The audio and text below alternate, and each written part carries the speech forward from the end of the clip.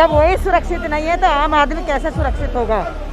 अगर लोकतंत्र का चौथा स्तंभ भी सुरक्षित नहीं है तो फिर आखिर सुरक्षित कौन है? पत्रकार बंधु ही सुरक्षित नहीं रहेंगे तो मैं समझता हूँ सच्चाई जनता के बीच आएगी कैसे। हमारे साथ है कांग्रेस के जिला अध्यक्ष विजेंद्र यादव जी। यादव जी, एक पत्रकार की सरेआम हत्या हो जाती है, रोड के उस पे उसके बच्चों के सामने गोली मार दी जाती है, क्या कहेंगे प्रदेश की कानून व्यवस्था को लेकर? देखिए भट्टाचार्य जी, मैंने कल भी कहा था और ये विषय राजनीति का नहीं है और इसमें खाली मैं नहीं कह रहा हूँ, पूरे प्रदेश में जिस तरह से अपराध बढ़ रहा है दिनों दिन और मुख्यमंत्री जी के स्तर पर जिस तरह की बातें कही जाती हैं कि या तो अपराधी जेल में हैं और या भगवान को प्यारे हो गए, ये दिग्भ्रमित करने वाली और गुमराहियत करने वाली बातें मुख्यमंत्री जी के और सरकार के स्तर पर होती हैं।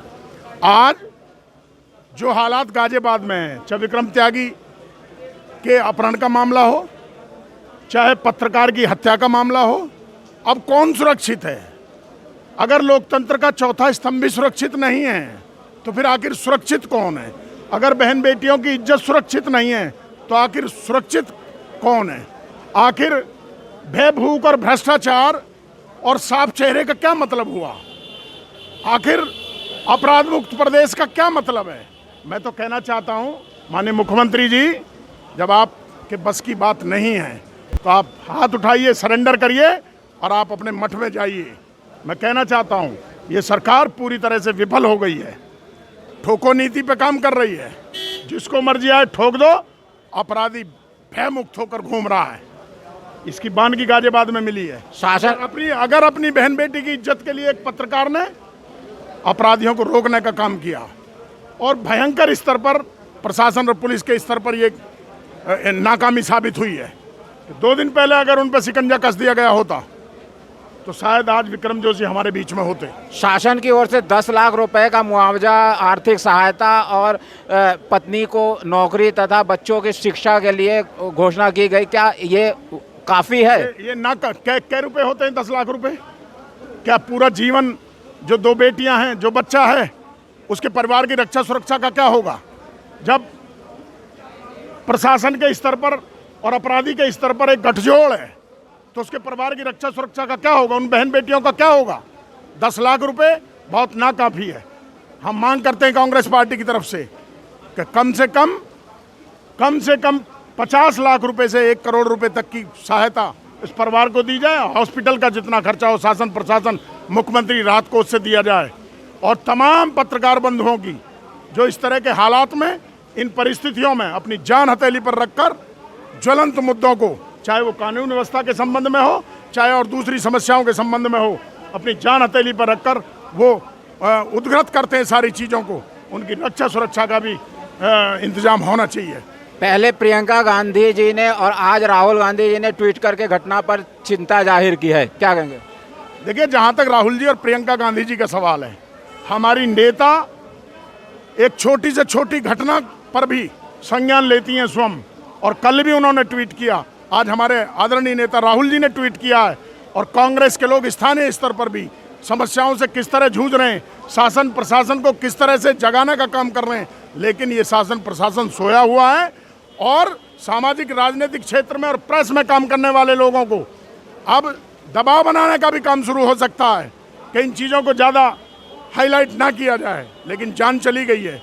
एक चौथा स्तंभ पत्रकार बंधु अपनी जान से हाथ धो चुका है, उसका परिवार आज असहाय और निरीह वो संकट की घड़ी से गुजर रहा है। ऐसे समय में मैं कहना चाहता हूं कि प्रदेश जल रहा है, उत्तर प्रदेश अपराध प्रदेश बन चुका है। भारतीय जनता पार्टी ने जो कुछ जब जब कहा, योगी जी ने जो कुछ जब जब कहा है, वो निरीह फिजूल साबित हुआ है। ऐसे मुख्यमंत्री जी को तुरंत इस्तीफा देना चाहिए। पत्रकार विक्रम जोशी की हत्या के बाद अब प्रदेश में कानून व्यवस्था को लेकर सवाल उठने लगे। मेरे साथ है समाजवादी पार्टी के जिला अध्यक्ष राशिद मलिक साहब। सर, ये घटना को किस रूप में देख रहे हैं? ये घटना बहुत ही दुखद घटना है, क्योंकि पत्रकार बंधु जो जोशी जी के साथ जो ये घटना हुई है, उस घटना को लेकर हम समाजवादी पार्टी परिवार के लोग बहुत दुखी हैं। क्योंकि अगर पत्रकार बंधु ही सुरक्षित नहीं रहेंगे तो मैं समझता हूँ सच्चाई जनता के बीच आएगी कैसे। और उनकी साथ जो ये घटना हुई वो इतनी निंदनीय घटना हुई कि उन्होंने पुलिस को तहरीर दी, पहले 2 दिन पहले तहरीर दी, और तहरीर में कहा गया कि ये लोग, उन लोगों के नाम लिख के तहरीर दी गई कि ये लोग मेरी भांजी को परेशान करते हैं। मगर गाजियाबाद पुलिस के कान पे जू नहीं रहेंगी, और उन लोगों ने उसका फ़ायदा उठाकर और उनके साथ ये घटना की। और जिस टाइम ये घटना हुई 2 बच्चियां उनके परिवार की उनके साथ थी। और मैं समझता हूँ कि लॉ एंड ऑर्डर नाम की चीज़ उत्तर प्रदेश में रही नहीं है। और हम समाजवादी पार्टी के लोगों की मांग है कि वो जो है उनको 50 लाख रुपए का मुआवजा दिया जाए और एक सरकारी नौकरी दी जाए। पहले कानपुर में 8 पुलिसकर्मियों की हत्या, फिर यहाँ पे पत्रकार की हत्या, कई और भी घटनाएं इस तरह की। क्या लगता है कि अब पुलिस का इकबाल कम होता जा रहा है? पुलिस नाम की तो उत्तर प्रदेश में कोई चीज़ रही नहीं है। अपराधियों के हौसले इतने बुलंद हो चुके हैं कि वो पुलिस से का खौफ उनके दिल से निकल चुका है। क्योंकि जो शासन चलाने वाले लोग हैं, जो प्रदेश चलाने वाले हैं, जो मुख्यमंत्री जी हैं, उन्हें ये पता ही नहीं कि प्रदेश चलता कैसे है। पुलिस बेलगाम हो चुकी है। तो मेरा आपके माध्यम से ये कहना है कि योगी आदित्यनाथ जी को अपने पद से इस्तीफा दे देना चाहिए, जब भी इस प्रदेश का कुछ भला होगा। क्योंकि अपराधियों के हौसले बहुत ज़्यादा बुलंद हैं, और पता नहीं कि आप और मैं जाएं, तुम्हारे मेरे साथ भी कोई इस गाजियाबाद में घटना हो जाए। बिल्कुल कोई धर्म दोहरा अब रहा नहीं है। क्या आपने इस पूरी घटना की जानकारी आपके राष्ट्रीय अध्यक्ष और पूर्व मुख्यमंत्री अखिलेश यादव को दी है? समाजवादी पार्टी के राष्ट्रीय अध्यक्ष आदरणीय अखिलेश यादव जी ने कल भी ट्वीट किया था, और आज सुबह जैसे 4 बजे हमको पता लगा कि पत्रकार बंधु का निधन हो गया है, तो सुबह 7 बजे प्रदेश कार्यालय पे हमने इसको बता दिया, और माननीय हमारे राष्ट्रीय अध्यक्ष जी को इस सरकार की जो ये घटना हुई है इसकी पूरी जानकारी। मेरे साथ है जिला महासचिव वीरेंद्र यादव जी। यादव जी, क्या कहेंगे पूरी घटना को? घटना बहुत ही दुखद है। पत्रकार साथी हमारा साथी था, और उसका इस तरह से उसकी हत्या होना एक कानून के माथे पे कलंक है। मैं उत्तर प्रदेश सरकार से मांग करता हूं कि इस परिवार की 50 लाख की आर्थिक सहायता दी जाए, और उनके परिवार को जो भी उनके बच्चे उनको शिक्षा दी जाए, और उनकी नौकरी की व्यवस्था उनकी मिसिस की जाए। कानून के नाम का राज गाज़ियाबाद में तो रह नहीं गया है। आए दिन अपहरण, लूट और हत्या की वारदातें आपके सामने देखने को मिल रही हैं, और इस तरह से हत्या हो जाना सरेआम बेटियों के सामने कानून के माथे पर बहुत बड़ा कलंक है। मैं योगी सरकार से मांग करता हूं कि नैतिकता के आधार पर वो इस्तीफा दे दें।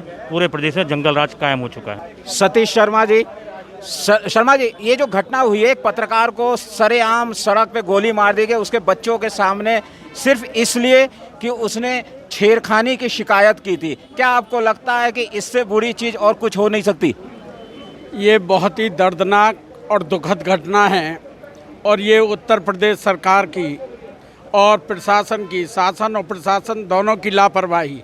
जब उसने 2 दिन पहले उनकी शिकायती पत्र थाने में दिया, उसके बावजूद भी पुलिस ने कोई कार्रवाई नहीं की, तो ये तो सीधा सीधा इस उत्तर प्रदेश के अंदर जंगल राज कायम है। कोई अपराधी को भय व्याप्त नहीं है, और ये सत्ता और अपराधियों की गठजोड़ का मामला है।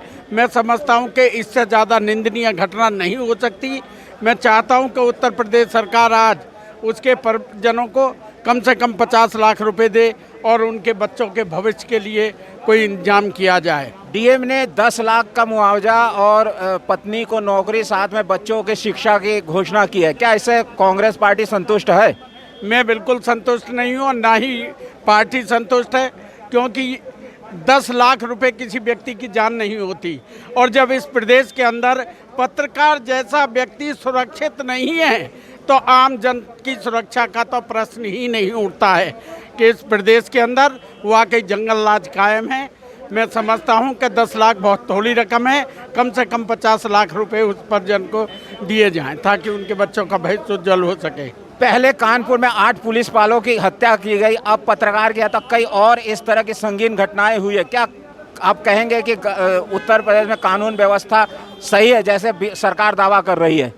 कानून व्यवस्था नाम की चीज़ कोई चीज़ नहीं है। इस प्रदेश के अंदर जंगल राज कायम है, और केवल चाहे प्रदेश की सरकार हो, चाहे देश में सरकार हो, जनता को लूटने का कार्य कर रही हैं। उनकी सुरक्षा का, उनकी व्यवस्था का, उनकी देखरेख का कोई भी व्यवस्था नहीं हो रही है। हमारे साथ है समाजवादी पार्टी की वरिष्ठ नेता राजदेवी चौधरी जी।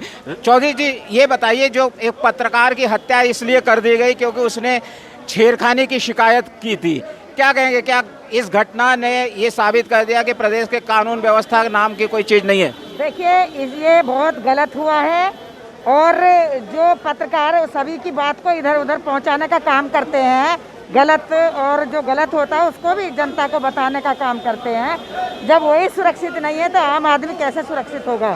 और उन्होंने जो हमारे पत्रकार भाई थे, उनकी भांजी को छेड़ा था, उसकी आवाज़ उठाई थी।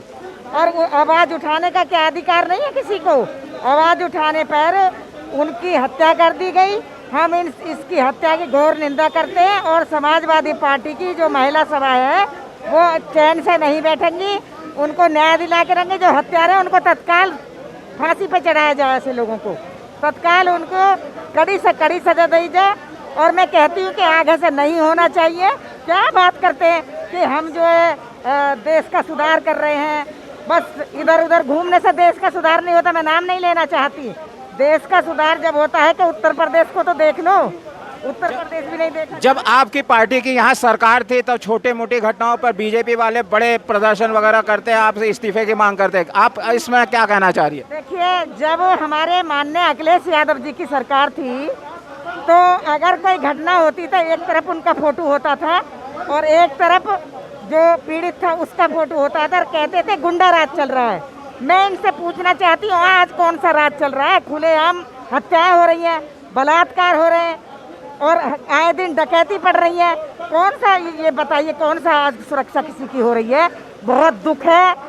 इतना दुख भाई, हमारा तो सारे जितना भी गाजियाबाद की जनता है, मैं कह रही हूँ बहुत उनको दुख है। और हमारी महिला सभा सारी साथ है। हम सड़कों पर उतरने का काम करेंगे। अगर ऊपर से आदेश हमारा आ गया, माननीय अखिलेश यादव जी ने कह दिया कि सड़कों पर उतरने के लिए, तो हम सड़कों पर उतरने का काम करेंगे। और मैं ईश्वर से प्रार्थना करती हूँ उनके परिवार को इस दुख को सहने की शक्ति दे। ये पुलिस को शिकायत की गई थी 2 दिन पहले, लेकिन पुलिस ने कोई कार्रवाई नहीं है। पुलिस का तो भैया ऐसा है कि शिकायत को तो इग्नोर कर देते हैं। वो मतलब इग्नोर का मतलब है लापरवाही करते हैं शिकायत पे। हमने भी एक बार शिकायत दी थी, एक लड़की का बलात्कार हुआ और एसएचओ कह रहे थे कि वो तो अपने घर पर थे। क्या वो एसएचओ साहब उनको घर पे बैठ के देख रहे थे? जब उन्होंने शिकायत दी हमारे पत्रकार भाई जी ने, तो कोई छोटे आदमी नहीं थे। उनकी शिकायत को तत्काल में सुनवाई करनी चाहिए थी और कार्रवाई करनी चाहिए थी। अगर कार्रवाई होती तो आज हत्या ना होती उनकी। हमारे साथ है कांग्रेस अल्पसंख्यक मोर्चा के जिला अध्यक्ष नसीम खान साहब। खान साहब, ये बताइए कि जो घटना हुई है, पत्रकार की हत्या हुई विजयनगर में उसके बच्चों के सामने, सिर्फ इसलिए कि उसने एक छेड़खानी की शिकायत की थी, क्या ऐसी घटनाएं इस सभ्य समाज में शोभा देती है? बिल्कुल शोभा नहीं देती है और कांग्रेस पार्टी इसकी घोर निंदा करती है। और कांग्रेस पार्टी पहले दिन से ये कह रही है, और कांग्रेस पार्टी की नेता आदरणीय प्रियंका गांधी और आदरणीय अजय कुमार लल्लू जी पहले दिन से ये कह रहे हैं कि उत्तर प्रदेश के अंदर अपराधियों और सरकार के लोगों का गठजोड़ चल रहा है।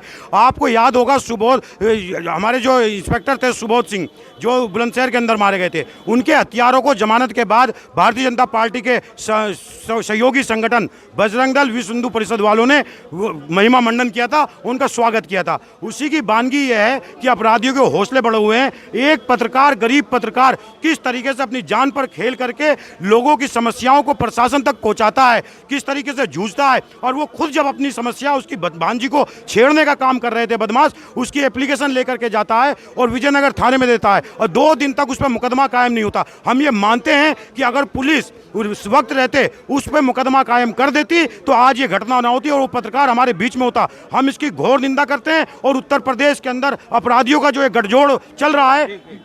राहुल गांधी और प्रियंका गांधी ने ट्वीट कर घटना पर विरोध जताया। क्या राहुल गांधी शोक संतप्त परिवार के सदस्यों से मिलने के आ रहे हैं? बिल्कुल, देखिए, राहुल गांधी जी और प्रियंका गांधी जी पहले दिन से उत्तर प्रदेश की जो है शोषित जनता के साथ खड़ी हुई है। आपको याद होगा सोनभद्र उम्बा गांव में प्रियंका गांधी जी शोकाकुल परिवार से जो 10 दलित शहीद हुए थे उनसे मिलने गई थी और इस तानाशाही योगी सरकार ने प्रियंका गांधी जी के रास्ते को रोकने का काम किया था। हमें उम्मीद है, हम कांग्रेस के कार्यकर्ता हैं, हम जानते हैं कि हमारा राष्ट्रीय नेतृत्व आज इस पत्रकार को सांत्वना देने, इसको श्रद्धांजलि देने यहाँ आएगा। लेकिन हमें यह भी पता है ये तानाशाही योगी सरकार सरकार कांग्रेस के नेताओं को पैरों को रोकने की कोशिश करेंगे, लेकिन हम नहीं रुकेंगे। आपने देखा कि पत्रकार विक्रम जोशी की हत्या के बाद राजनीतिक लोगों में बहुत जबरदस्त गुस्सा है। ये भी चर्चा है कि राहुल गांधी परिवार के सदस्यों से मिलने आ सकता है। सुब्रत भट्टाचार्य, युग करवट न्यूज़ के लिए।